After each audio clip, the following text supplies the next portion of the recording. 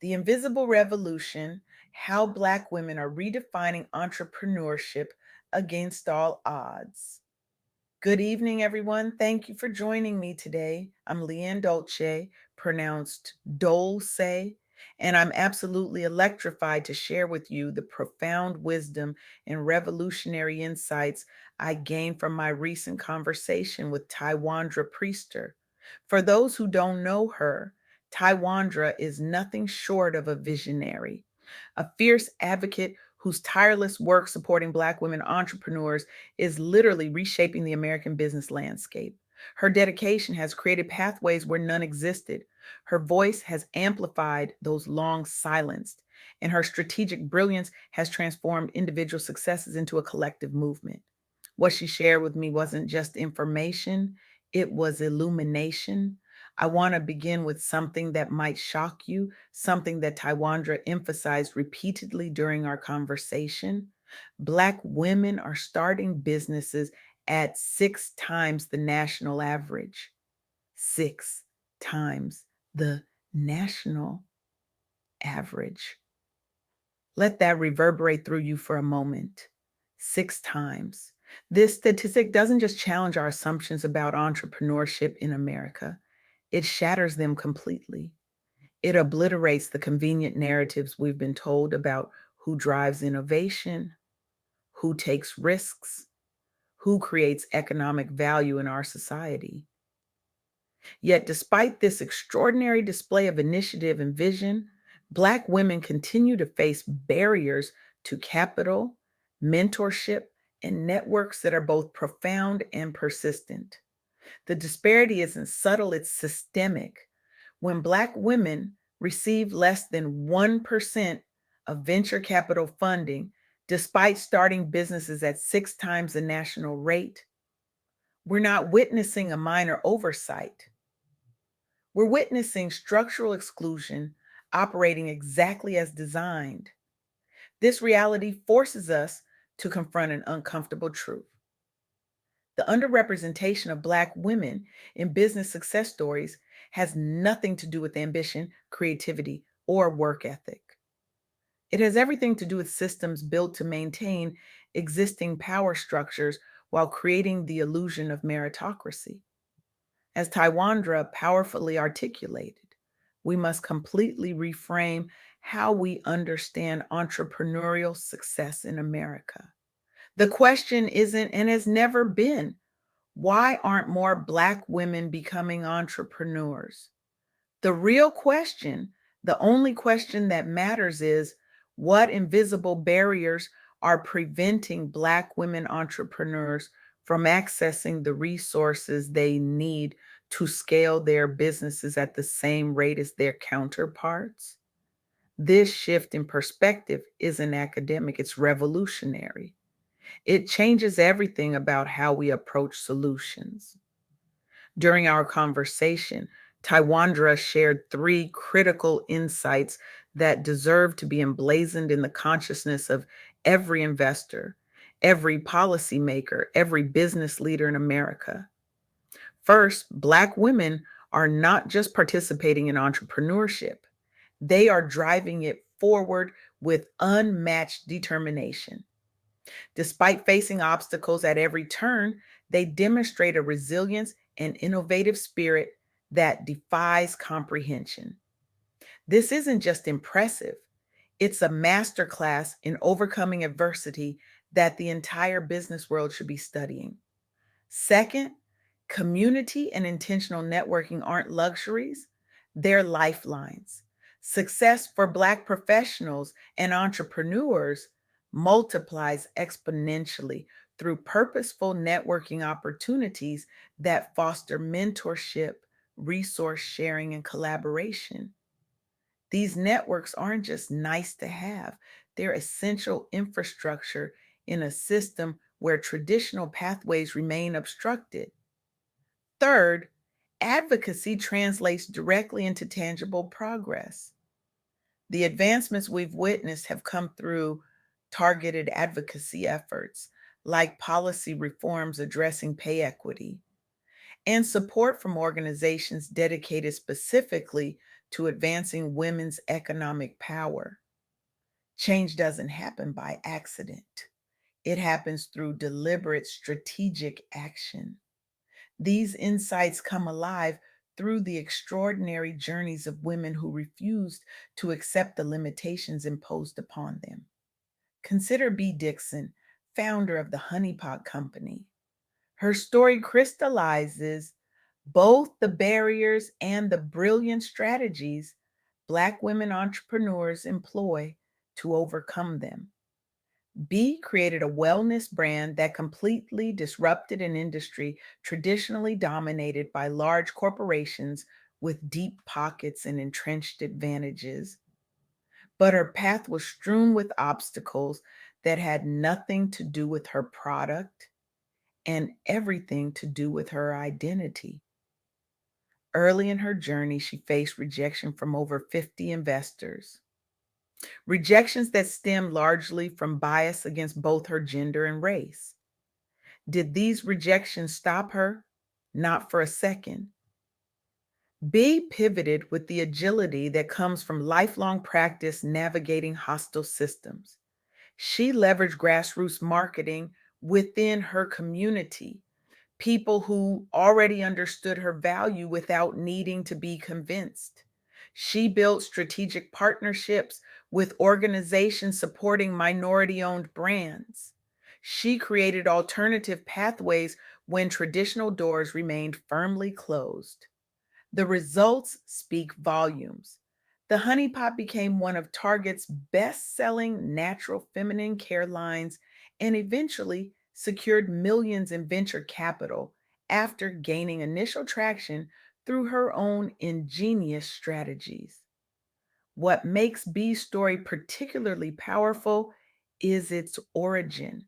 She didn't launch her company with inherited wealth or privileged connections. She started because she was struggling with personal health issues and created her own solution when the market offered none. She scaled up production based on demand from friends and family who recognized the value of her innovation immediately. Today, the Honey Pot has national retail distribution deals and is recognized as a major innovator in consumer packaged goods.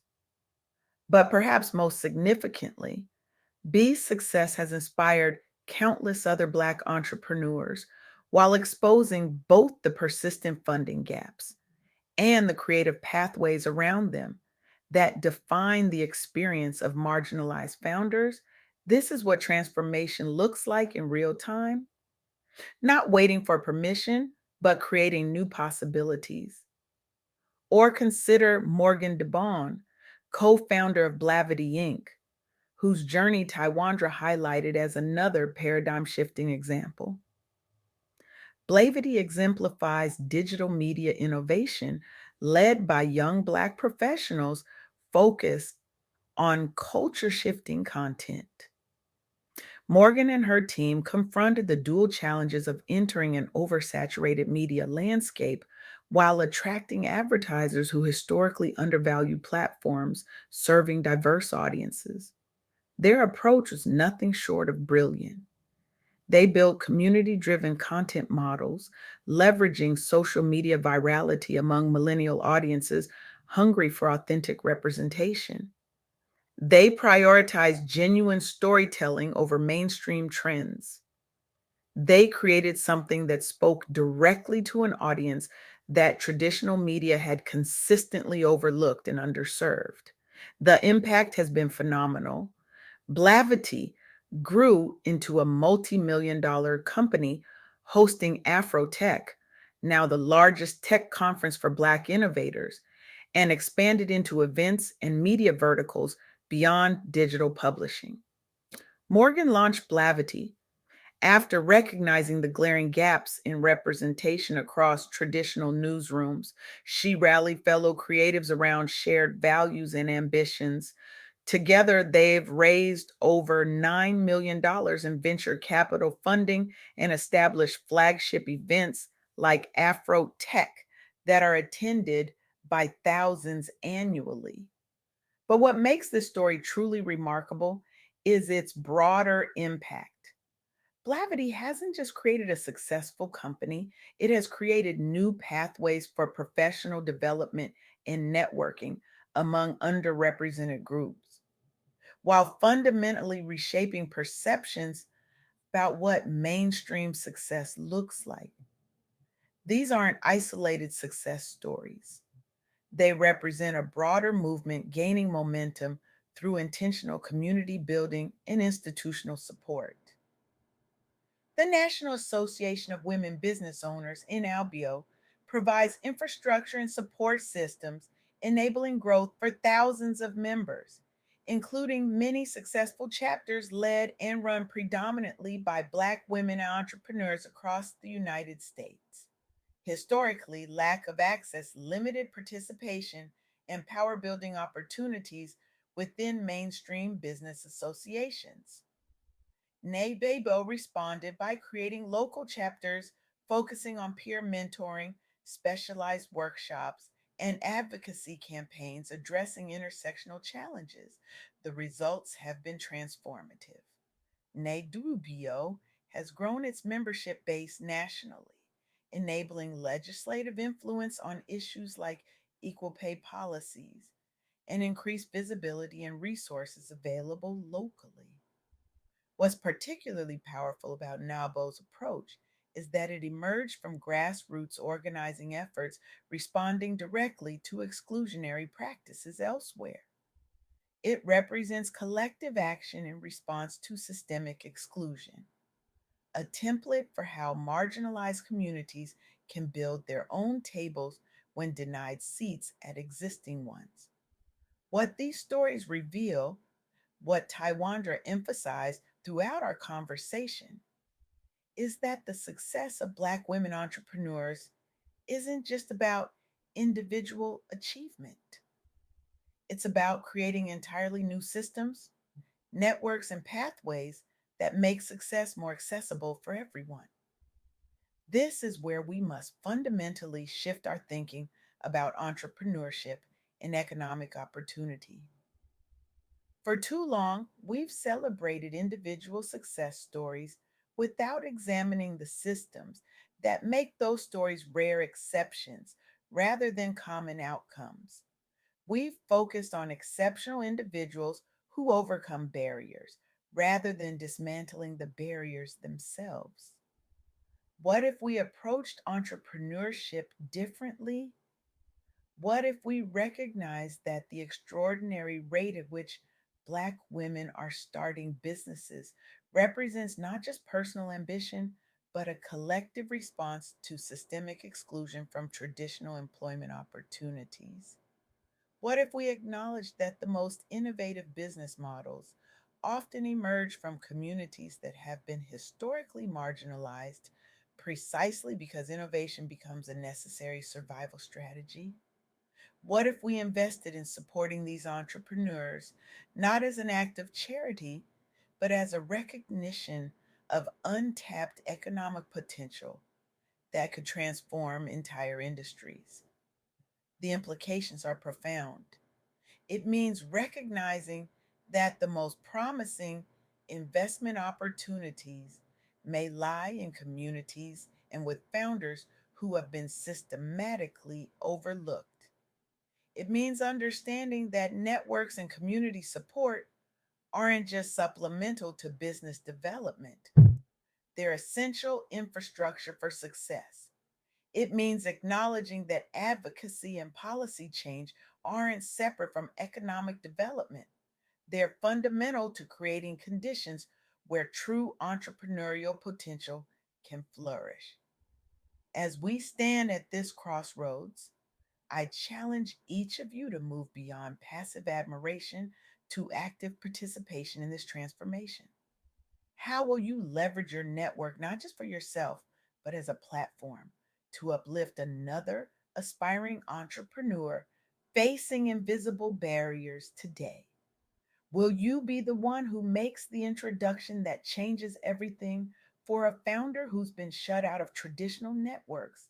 Will you invest in funds specifically targeting underrepresented entrepreneurs? Will you advocate for policy changes that create true equity and access to capital? This isn't just about supporting Black women entrepreneurs, though that alone would be revolutionary. This is about reimagining our entire economic system to unlock the vast human potential currently sidelined by outdated structures and biased assumptions. The extraordinary resilience and innovation demonstrated by Black women entrepreneurs offers us not just inspiration, but a blueprint, a model for how we might approach business creation and economic development in ways that benefit everyone. The revolution is already happening. The only question is, which side of history will you stand on? Will you cling to systems that exclude the very innovators we need most? Or will you help build a new economy where entrepreneurial brilliance is recognized and supported regardless of who possesses it? The choice is yours. But make no mistake, this invisible revolution will continue with or without you. The only real question is whether you'll have the wisdom to be part of it. Thank you.